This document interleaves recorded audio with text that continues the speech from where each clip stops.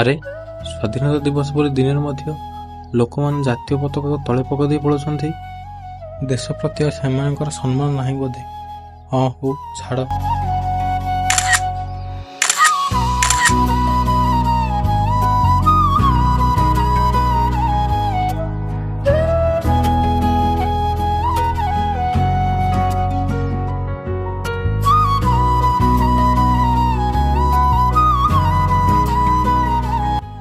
ବୁଝିପାରୁନି, ଯେଉଁ ଦେଶରେ ଲୋକମାନେ ରହୁଛନ୍ତି ସେହି ଦେଶର ଜାତୀୟ ପତାକାକୁ କେମିତି ରାସ୍ତାରେ ଫୋପାଡ଼ି ଦେଇ ପାରୁଛନ୍ତି।